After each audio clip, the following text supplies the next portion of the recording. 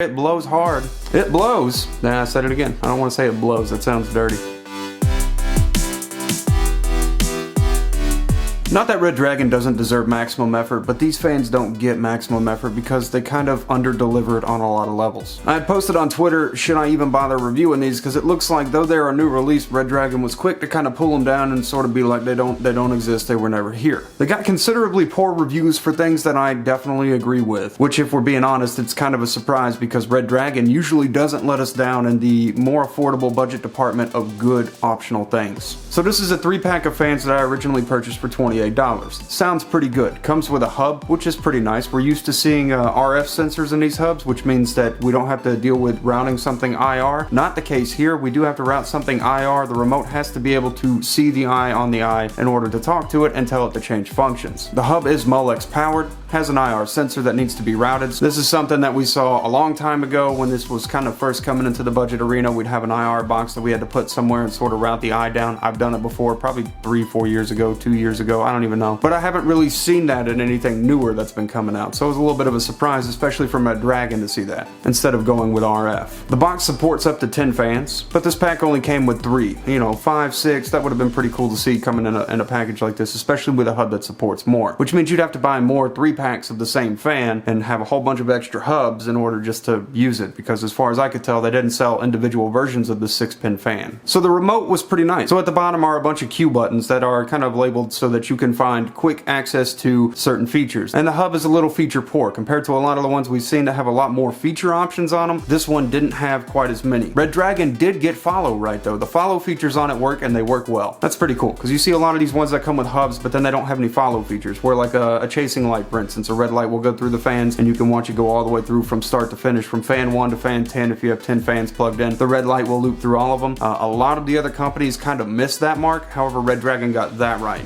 If you want to put your rubber dampeners on, you can do that because they don't do it for you. They include it in the box where you can pop it out and put it on. I'm not a fan of that. Why don't you just go ahead and do that? The packaging was nice, everything looked good. You've got foam in there to protect the fans, which was strange. We'll cover that in a minute. There's a reason for it. But you didn't put the rubber pads on for us. So you make that an optional thing. I think everybody's going to want the option to have the rubber pads on there when they're installing it into the tower. Now I could be wrong, and if you're that person that doesn't want rubber pads or rubber dampeners on there, then post down below, because I'm curious why you wouldn't. I even did a sound test with them. The sound test was actually pretty good. At low fan speeds, I'm assuming that's somewhere around 800 RPMs. It's actually really quiet. There was almost no change in the ambient room sound, just turning it on to the low speed. We turn it up to the high speed, that's got to be 1600 RPMs, and it pushes a lot of air. It's really cool. You put your hand behind it, it feel like, I've got my hand inside of a refrigerator kind of cool. It's really moving air, and that's a good thing, but at the expense of almost 8 decibel increase. Check out the sound test and see the difference.